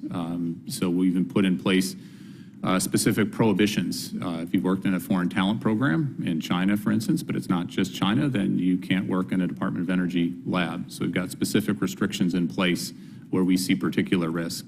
Secondly, we've adopted, and now we're annually updating, something called our Science and Technology Risk Matrix, which looks at particularly sensitive technologies. AI is one of the 6 particularly sensitive technologies that we do an extra screening and make sure that we're taking care of those sensitive technologies in particular.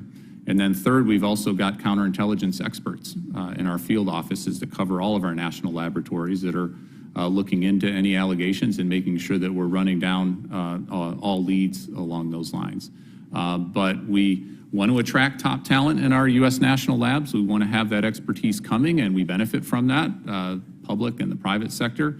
Many of those, over 90% of AI PhDs who come and work in our labs and come and get their PhDs here stay more than 5 years. So we benefit from that. But we've got to have eyes wide open and have a real balance here so that we try to get it right and update it over time, too. When you kind of went right into my next question is then what about people that leave, get recruited away, because they've got all that incredible knowledge. And what if they get recruited to, either a rogue actor or a country like China or somebody that then is trying to get the information that way? We're just hiring them away from you. Well, and it's not just happening with Chinese nationals, it's other countries' nationals who are being recruited elsewhere also. So we've got to be eyes wide open on the front end, right? If there's a particular risk of an individual that we think could take some of their experience they learn in a national lab and take it back to China or take it to Russia or other countries that mean us challenge in the world, then we've got to have restrictions and those kinds of screens in place, just I mentioned along those lines. And then we've got to, balance the benefits that we get from all these world-class talent coming here with the risks that we're going to have from some folks deciding that they want to go work elsewhere, that they want to take what they learn and take it elsewhere. So we've just got to be very vigilant and have a very layered approach. And we've empowered a group of experts across the labs and headquarters to make sure that we are continually improving not only our risk matrix, but how we do things more generally. Yeah, a real challenge, no question. It's a real challenge. There's no doubt about it. Because you need the talent, but you have to screen it on the front end. You've got to be careful not to lose it on the back end. I mean, incredibly difficult. It's incredibly difficult. Along kind of in a similar way, but a little bit different, I want to ask both Ms. Puglisi and also Dr. Stevens, what about people just flat out copying? Okay, so you develop some great AI product, whatever. How about somebody just taking it and copying it? I mean, we see that with, look at what Iran's doing with drones. I mean, they obviously just, and other countries too, just copying our technologies. It may be inferior, but they are just copying it in many respects. How do you prevent rogue actors from doing that kind of thing? Or can you? That's correct, Senator. It's a very difficult. I mean, China's made a living off copying and stealing our stuff. Right. And yeah, I'd like to actually have a couple comments on your first question because I think it's important. Well, with the permission of the chairman's gone, so yeah, go crazy, go wild. they kind of wrote their rule into. Yeah, exactly. We can do whatever we want now. I'm sitting in for the chairman. Oh, okay. Take it all back. Yeah. Okay. Fellow governor, we got to mind our P's and Q's. Is very much a challenge, but it's the technological know-how. I think a lot of our existing mitigation strategy is focused on things, right? Something that is tangible. It's the technological know-how of how do you actually use that. So you can copy something, or I can translate something, I still don't understand what it means. And that's why that talent piece is so important.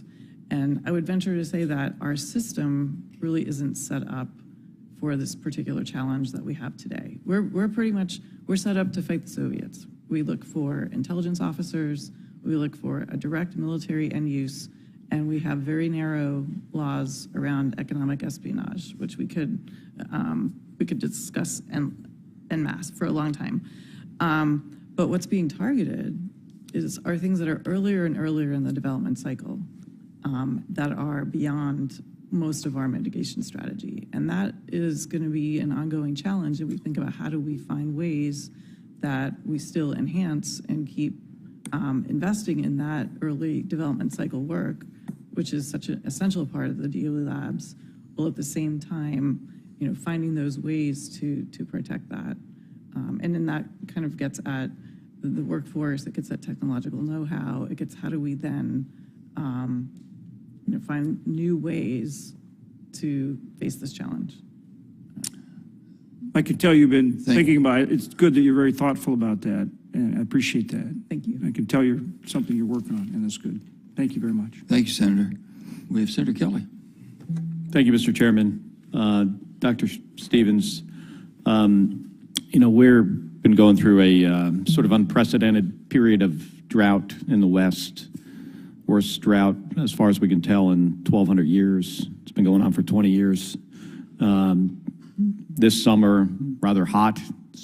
It's always hot in the desert, but we had unprecedented number of days in Phoenix, especially over 110 degrees.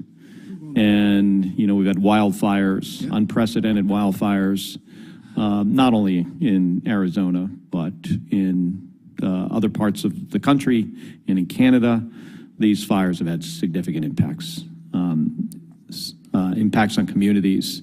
And it's been clear to me that we have to leverage every tool at our disposal to mitigate these disasters, but also look for opportunities here to promote forest restoration, which has an impact on these. We have a big ponderosa pine forest in Arizona, biggest in the world, in fact. And we are looking to get this forest restored. So obviously the potential of artificial intelligence here, can't be overstated with its ability to analyze large data sets rather quickly and accurately and to predict things. CAL FIRE is conducting a pilot program using AI to help with the early detection of wildfires. So my question to you is twofold. Can you first elaborate on the current initiatives and advancements here with using AI for wildland firefighting, if there is any going on?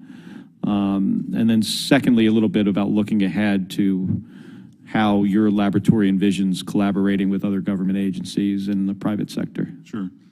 So thank you for that question. So we're quite familiar with the CAL FIRE effort and our colleagues in San Diego who've been very involved in building some of the technology for that.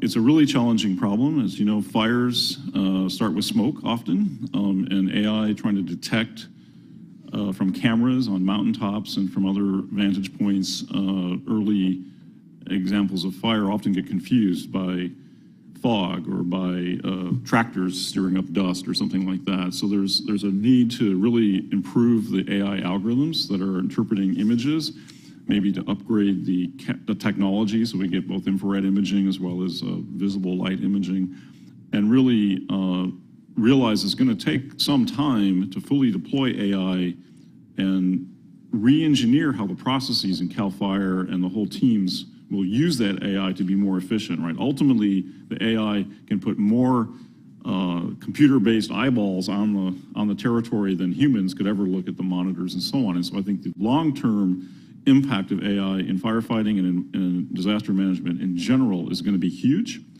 AI can also synthesize and fuse information from remote sensing, from satellites, from on ground, from reports from people texting or tweeting or cameras, and from the workers, firefighters on the ground into a common database that tells us exactly what's going on, and I think that's going to be critically important as we go forward to scale up firefighting efforts. The national labs have been involved in trying to model and simulate fire in the West in particular. Los Alamos has had a very large program for many years trying to build simulations that would predict the likelihood of fires and to be able to understand the amount of flammable material that's accumulating through the forests and so forth. I think all the national laboratories are interested in helping with disaster management. And like the earlier comments about the work at PNNL, the work at Argonne, the work at Los Alamos and Livermore, everybody is really interested in this problem. I think what we need to work out is how we partner between the federal and the state and local that have often the responsibility for this into a structure that really advances both AI, but also takes a practical look at what, we have to try lots of things and not everything's going to work, and then adjust our strategy to focus on what works. Do you know the specifics of the AI algorithm, and are they trying to incorporate lightning detection into it? Because obviously a lot of forest fires start with absolutely lightning, and we know where lightning occurs. That's right. So we can detect lightning through the EM spectrum, right, through electromagnetic stuff, and overlay that on the geographical maps, and then overlay that with imagery. So I'm quite familiar with how that's being done, but I don't think it's fully integrated yet. I think we could actually do a lot better than we're currently doing. Yeah, because then you could just narrow the field. Absolutely. If there's a history of lightning there and you're seeing smoke. Exactly. Precisely. Okay. All right. Well, thank you. Senator, you want to defer to Senator King? Senator King? No. Senator Hickenlooper, you all fight it out. Thank you, Mr. Chair. Thank you all for spending time here today. I think it's a fascinating discussion. I want to start with Mr. Wheeler. We have a company in Colorado called Guild that does training for large companies, say Walmart or Chipotle, that their employees want to take skills-based classes or at colleges or universities, wherever. And Guild does polling of entry-level engineers and coders across professions. And they recently, one of their most recent polls saw a dramatic increase, like near universal, in the level of concern expressed at AI to these beginning level engineers, and across every industry, and every industry, of course, needs technology. And I think this, the intense computing resources that are needed to train and run AI models at scale raise a lot of questions you're already addressing. NRail out in Colorado operates a high-performance computing data center that is designed to be the world's most energy efficient. I think when we look at some of these things, what other types of efficiency can we look at, Mr. Wheeler, recognizing that there is a level of anxiety that has, come up in terms of the workforce? Yeah, thanks for the question, Senator Hickenlooper, and I'm very familiar with the facility and some of the machines there at NRail, being Colorado's my home state. But I think there's, kind of multiple ways to look at this. So I think, as you say, all the excitement around AI, there's a lot of people wanting to get into that as, maybe they're transitioning careers, but understandably, concerned with some of the risk around it. We have something we say internally a lot is, look, AI is not going to replace that scientist or that engineer, editor, teacher, you name it, the list goes on. But those same individuals, those same professionals that harness AI and use AI will likely replace those that don't. So that's why I think from a workforce and a transition, we're seeing many people wanting to get into that as a career. So they recognize the opportunity. And the great thing about Guild is, maybe they're not taking people that historically came up from a STEM background or education, but guess what? With all of the tools, everything that's being developed, suddenly you don't have to necessarily be the deep mathematics expert. you can be very proficient with the tool sets that are out there if you've got that willingness to learn. Now, that being said, what are those guardrails that are in place, or how do we think about some of the risk associated with the technology? You asked about what other things can be done. I think NREL is a great example of showcasing a lot of what can be done, whether it's from the energy recapture of those systems, as others on the panel have stated, just providing access to that type of infrastructure and compute is a big part of kind of lowering the barrier to maybe some of the anxiety and being part of the solution, because if you've got a passion around that as a field of study on how to mitigate some of the risk around this, well, having access enables you to develop and propose those type of solutions. All right, thank you for that. Ms. Puglisi, a lot of the innovations fueled by AI come from fundamental and applied research that's adopted by small businesses. And in your testimony, you highlight about how investing in research supports our country's technological leadership. How will the historic investments into translational research from CHIPS Plus Science Act grow our technical workforce and within our innovation economy? Yes. I think those investments are essential, because I think what gets lost a lot of times are those transition points. And so we focus on, a lot of funding focuses on basic research or focuses on applied. And I think what some of the advantages that are focused on in the CHIPS and Science is that it looks at those transition points and how do we move technology so that it best serves the public and best serves society. And so having those kinds of skills, those are very different kinds of skills than actually doing the research, but having that support across what we call the valley of death or other kinds of challenges are really, I think, important to kind of keep that spark going. Great. Thank you on Thanks. that. I appreciate it. I'll yield. And Senator King, I'll wander over and make sure that that seat is covered if you take a couple extra minutes. Thank you. Appreciate it. Thank you, Mr. Chairman. I wanted to put a fine point on this. A few minutes ago, I put into ChatGPT the following question. Write a poem about Joe Manchin and John Barrasso. In less than 3 seconds, this is what it wrote. Oh, my God. In Senate chambers where voices resound, Joe Manchin and John Barrasso are found. 2 different paths they often pursue, yet united by a role they must construe. Manchin, a Democrat from West Virginia's hills, his principles shaped by his home's cold-filled mills. He seeks compromise, a middle ground's grace. In a divided Senate, he finds his place. Barrasso, a Republican from Wyoming's plains with conservative values that deeply ingrains his vision for policy distinct and clear in the halls of Congress, he perseveres.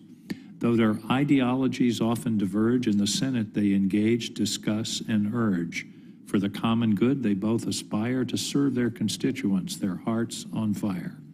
2 senators, distinct in their view, yet bound by a duty to represent you. In democracy's dance, they play their part. Joe Manchin and John Barrasso with determined heart. Isn't that? Let's make sure we don't eliminate that part of the AI. But think of that. In less than 2 seconds, the data that was searched to put that material together, make it rhyme, and have it be so representative of our 2 senators. I just think we ought to realize the unbelievable power of this. That's sort of a homely example, but I think we need to understand the radical nature of this technology. Mr. Turk, a homely question. One of the problems in the energy transition, which as you know is one of the major issues of our time, is ISO's timeliness of processing applications for connection to the grid. There's a huge backlog in virtually all the ISOs in the country. Can AI contribute? Because it seems to me that that decision about interconnection, which involves capacity, reliability, safety, that strikes me as an engineering question that AI should be helpful with. I think the short answer is yes, and I've been speaking to the heads of ISOs and really trying to make sure we're doing everything we can on the interconnection queue, which is a big deal right now, right? If you can't get things connected to the grid, then we're not going to achieve our goals. We're not going to get all the benefits from these technologies. So, and right now the queue is one of the major bottlenecks to this transition. The queue and the queues with different ISOs is a major bottleneck. That's exactly right. And there's a number of efforts that are being undertaken right now. The FERC has put out some rules to try to make sure that it's not just first in who gets consideration, it's first ready, so that we try to make sure that we're taking the applications of those who are most impactful along those lines. I hope you'll take steps to use AI to radically shorten this process. I think that would be a major contribution. I think it'd be great. I wanted to highlight there's an effort, the acronym is I2X, that our energy efficiency and renewable colleagues are working on, that's using technology, among other things, to try to bring all the ISOs together in software fixes, AI fixes. Happy to get you more information on that, but it's a very exciting effort. I appreciate that. The word watermarking was used earlier. I don't want the government deciding what's true and not true. That's just not the direction we want to go, and it's not consistent with our principles and values. On the other hand, it seems to me people that use information on the internet or otherwise have a right to know its source. Mr. Stevens, you mentioned watermarking. What we're really talking about is for me, it's labeling. This film or this article was produced with AI. That would be important information for people to have in assessing the validity of what they're seeing. How close are we to having that technology? We know how to do it. It's a question of getting agreement that AI companies would use some kind of common approach and not some proprietary approach, because, and then also how we enforce or require it. I was going to say, could the Congress require the platforms to, if they're going to post AI material, it's got to be labeled? That's the current approach. I think it's flawed in the sense that there will be ultimately many hundreds or thousands of generators of AI, some of which will be the big companies like Google and OpenAI and so forth. But there will be many, many open models produced outside the United States and produced elsewhere that, of course, wouldn't be bound by a U.S. regulation. And so I think what we're ultimately going to end up having to do is validate real sources, as well as we can have a law that says watermark AI-generated content, but a rogue player outside the U.S., say operating in Russia or China or somewhere, wouldn't be bound by that and could produce a ton of material that wouldn't actually have those watermarks, and so could pass a test, perhaps. So I think we're going to have to be more nuanced or more strategic in this, in that we're going to have to authenticate real content down to the source. Whether it's true or not is a separate issue, but if it's produced by real humans in a real meeting, that stream would get tagged, so you would know that's real versus something that would be synthetic. I'm out of time and I'm due over to preside, but I would really appreciate it if you would, all of you would give some real thought to this, because this is a current issue for us. We've got a major election coming up in a little over a year. Disinformation via AI could play a pivotal role. We need your best thinking now. So to the extent you can get back to this committee on these subjects, it would be very, very helpful to us. Thank you, Mr. Chairman. Happy to do that. Well, let me tell you, I don't need to tell you how informative and how interesting this has been, what we've received. I think what everyone has told you, what we're concerned about. My good friend here found something very complimentary, and I appreciate very much, but he could have probably found something very concerning and harmful very quickly also. I think the first line of defense that I'm concerned about is how do we protect from altering people's lives? And that's basically their compensation, whether it be at their workplace or if they're retired, retirement checks, Social Security, Medicare. How well are we hardened there, or basically preventing AI from figuring out a way to come through another door, back door, side door, anything differently that could put them at risk of changing and altering their lives, because that's that's when it's going to be very difficult for us to put that genie back in the bottle. And that's what I'm concerned about. Getting in investment portfolios. You know, they're doing this all the time trying, but it makes it very difficult. And it's bad enough when someone gets their credit card hacked and stolen, what they have to go through to get that corrected. Can you only imagine what this could do? So this is what we're asking all of you with the knowledge that you have and expertise, but also the challenges that we're going to have. I know we think about defense. We've been talking in armed services about offense versus defense. We're already using AI in defensive procedures now, but offensively, we still want that human element involved to make a decision, do we launch a strike or not? That's going to be very, very detrimental and very important and has unbelievable far-reaching results. So I think we're in uncharted waters to a certain extent, but those of you ahead of the curve right now can help us from falling really into the deep end, can't be saved. So if we learned anything about the internet, we learned that for all the good it did, there's people out there waiting to use it for nefarious situations, and they do it every day. So with that, let me just say that I appreciate very much. I think you all have done a wonderful job presenting this. You can see the interest that we have and the concerns that we have, but I think the support that you have from all of us trying to make sure that whatever dollar that we invest, we have to invest an awful lot. We're willing to do that. We just don't want to reinvent the wheel. We want to basically make the wheel run a little, balance it out and run a little smoother. So we're all here to help. But again, thank you so much. And members will have until the close of business tomorrow to submit additional questions for the record. Thank you, and the meeting is adjourned.